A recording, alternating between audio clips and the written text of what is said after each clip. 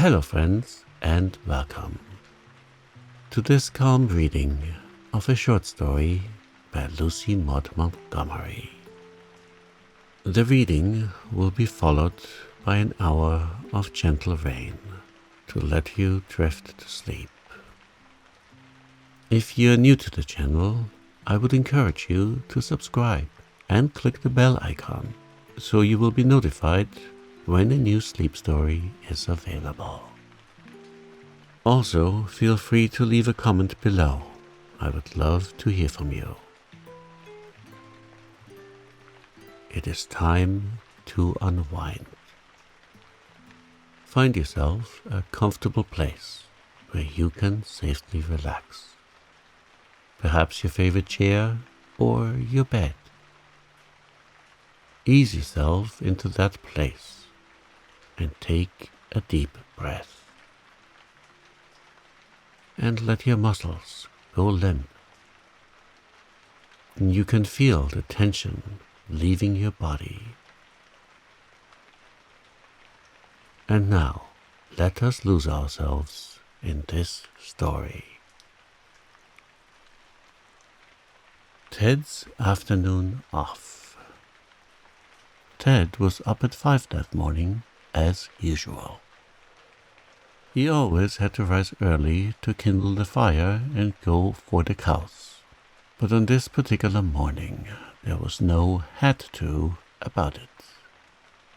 He had awakened at 4 o'clock and had sprung eagerly to the little garret window facing the east, to see what sort of day was being born. Thrilling with excitement, he saw that it was going to be a glorious day. The sky was all rosy and golden, and clear beyond the sharp-pointed dark firs on Lee's Hill. Out to the north, the sea was shimmering and sparkling gaily, with little foam crests here and there, ruffled up by the cool morning breeze. Oh, it would be a splendid day. And he, Ted Melvin, was to have a half-holiday for the first time since he had come to live in Brookdale 4 years ago. A whole afternoon off to go to the Sunday school picnic at the beach beyond the big hotel. It almost seemed too good to be true. The Jacksons, with whom he had lived ever since his mother had died, did not think holidays were necessities for boys.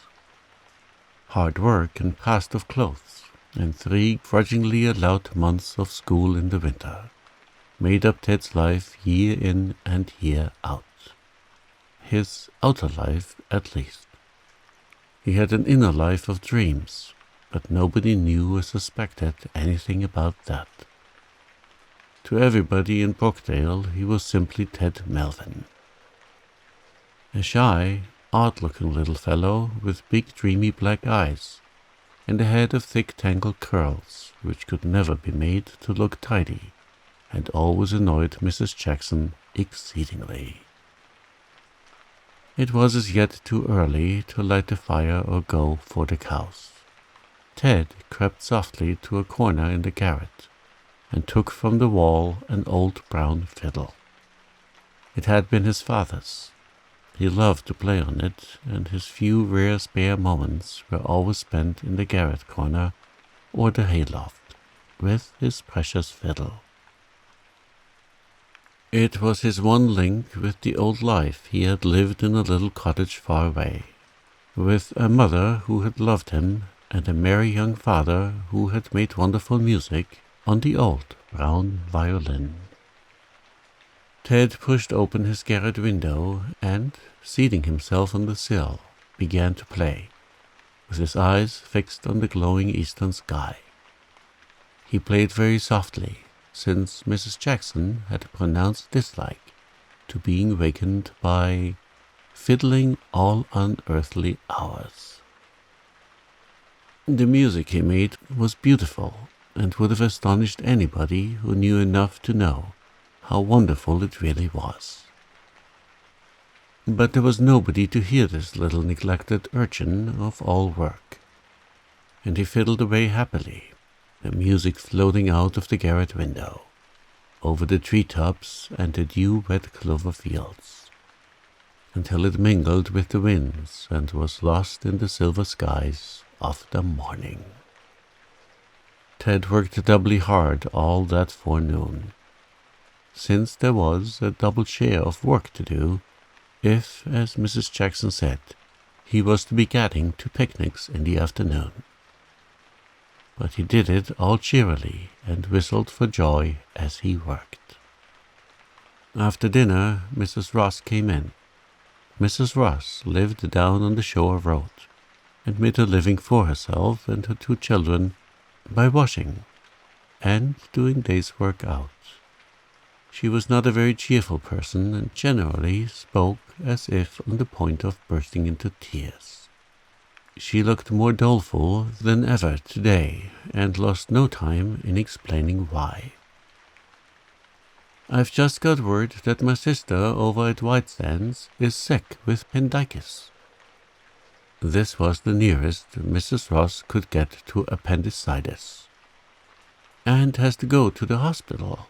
I've got to go right over and see her, Mrs. Jackson, and I've run in to ask if Ted can go and stay with Jimmy till I get back. There's no one else I can get, and Amelia is away. I'll be back this evening. I don't like leaving Jimmy alone." "Ted's been promised that he could go to the picnic this afternoon," said Mrs. Jackson shortly. "Mr. Jackson said he could go. So he'll have to please himself. If he's willing to stay with Jimmy instead, he can. I don't care." "Oh, I've got to go to the picnic," cried Ted impulsively. "I'm awfully sorry for Jimmy, but I must go to the picnic." "I suppose you feel so," said Mrs. Ross, sighing heavily. "I don't know's I blame you. Picnic is more cheerful than staying with a poor little lame boy. I don't doubt. Well, I suppose I can put Jimmy's supper on the table close to him and shut the cat in with him. And maybe he'll worry through. He was counting on having you to fiddle for him, though. Jimmy's crazy about music, and he don't never hear much of it. Speaking of fiddling, there's a great fiddler stopping at the hotel now. His name is Blair Milford, and he makes his living fiddling at concerts. I knew him well when he was a child. I was nurse in his father's family. He was a taking little chap, and I was real fond of him. Well, I must be getting. Jimmy'll feel bad at staying alone, but I'll tell him he'll just have to put up with it." Mrs. Ross sighed herself away, and Ted flew up to the garret corner with a choking in his throat. He couldn't go to stay with Jimmy. He couldn't give up the picnic. Why, he had never been at a picnic. And they were going to drive to the hotel beach in wagons, and have swings, and games, and ice cream, and a boat sailed to Curtin Island. He had been looking forward to it, waking and dreaming for a fortnight. He must go. But poor little Jimmy, it was too bad for him to be left all alone. "I wouldn't like it myself," said Ted miserably, trying to swallow a lump that persisted in coming up in his throat. "It must be dreadful to have to lie on the sofa all the time, and never be able to run, climb trees, or play, or do a single thing. And Jimmy doesn't like reading much. He'll be dreadful lonesome. I'll be thinking of him all the time at the picnic. I know I will. I suppose I could go and stay with him, if I just made up my mind to it." Making up his mind to it was a slow and difficult process. But when Ted was finally dressed in his shabby, skimpy Sunday best, he tucked his precious fiddle under his arm and slipped downstairs. "Please, I think I'll go and stay with Jimmy," he said to Mrs. Jackson timidly, as he always spoke to her. Well, if you're to waste the afternoon, I suppose it's better to waste it that way than in going to a picnic and eating yourself sick, was Mrs. Jackson's ungracious response.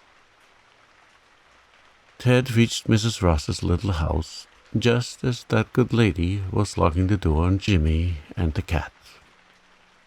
"Well, I'm real glad," she said, when Ted told her he had come to stay. "I'd have worried most awful if I'd had to leave Jimmy all alone. He's crying in there this minute. Come now, Jimmy, dry up. Here's Ted, come to stop with you after all. And he's brought his fiddle too." Jimmy's tears were soon dried, and he welcomed Ted joyfully. "I've been thinking awful long to hear you fiddling," said Jimmy, with a sigh of content. "Seems like the ache ain't never half so bad when I'm listening to music. And when it's your music, I forget there's any ache at all." Ted took his violin and began to play. After all, it was almost as good as a picnic to have a whole afternoon for his music. The stuffy little room, with its dingy plaster and shabby furniture, was filled with wonderful harmonies. Once he began, Ted could play for hours at a stretch and never be conscious of fatigue. Jimmy lay and listened in rapturous content, while Ted's violin sang and laughed and dreamed and rippled. There was another listener besides Jimmy. Outside, on the red sandstone doorstep, a man was sitting, a tall, well-dressed man with a pale, beautiful face and long, supple white hands. Motionless, he sat there and listened to the music until at last it stopped. Then he rose and knocked at the door. Ted, violin in hand, opened it. An expression of amazement flashed into the stranger's face, but he only said, "Is Mrs. Ross at home?" "No, sir," said Ted shyly. "She went over to White Sands, and she won't be back till night. But Jimmy is here. Jimmy is her little boy. Will you come in?" "I'm sorry Mrs. Ross is away," said the stranger, entering. "She was an old nurse of mine. I must confess I've been sitting on the step out there for some time, listening to your music." "Who taught you to play, my boy?" "Nobody," said Ted simply. "I've always been able to play." "He makes it up himself out of his own head, sir," said Jimmy eagerly. "No, I don't make it. It makes itself. It just comes," said Ted, a dreamy gaze coming into his big black eyes. The caller looked at him closely. "I know a little about music myself," he said. "My name is Blair Milford, and I'm a professional violinist. Your playing is wonderful. What is your name?" "Ted Melvin." "Well, Ted, I think that you have a great talent, and it ought to be cultivated. You should have competent instruction. Come, you must tell me all about yourself." Ted told what little he thought there was to tell. Blair Milford listened and nodded, guessing much that Ted didn't tell, and indeed didn't know himself. Then he made Ted play for him again. "Amazing," he said softly under his breath. Finally he took the violin and played himself. Ted and Jimmy listened breathlessly. "Oh, if I could only play like that," said Ted wistfully. Blair Milford smiled. "You will play much better some day if you get proper training," he said. "You have a wonderful talent, my boy, and you should have it cultivated. It will never in the world do to waste such genius. Yes, that is the right word," he went on musingly, as if talking to himself. "Genius. Nature is always taking us by surprise.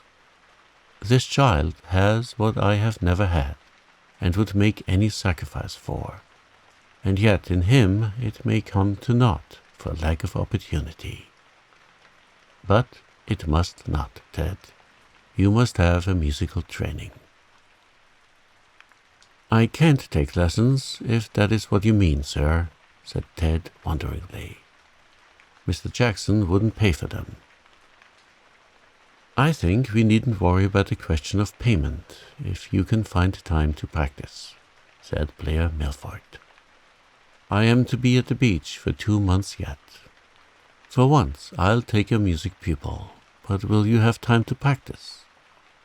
Yes, sir, I'll make time, said Ted, as soon as he could speak at all for the wonder of it.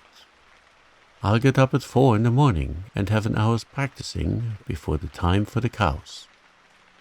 But I'm afraid it'll be too much trouble for you, sir. I'm afraid.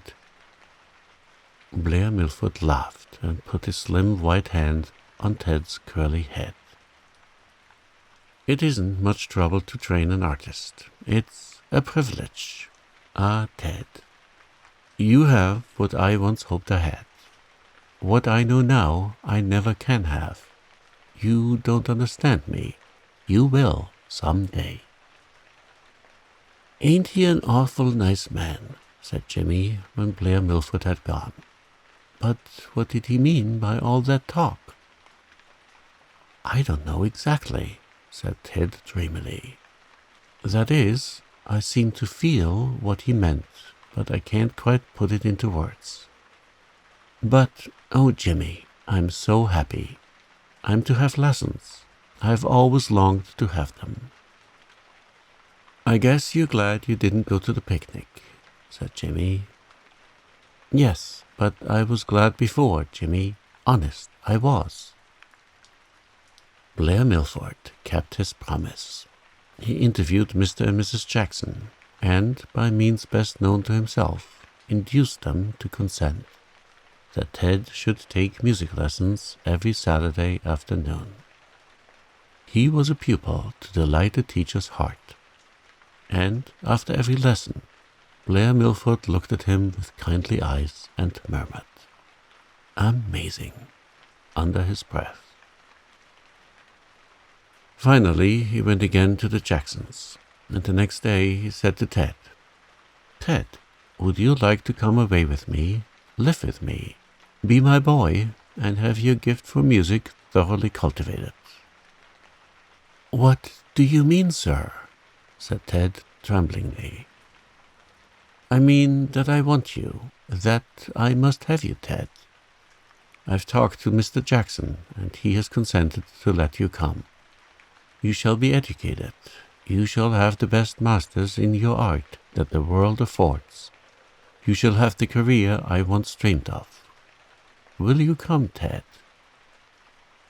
Ted drew a long breath. "Yes, sir," he said.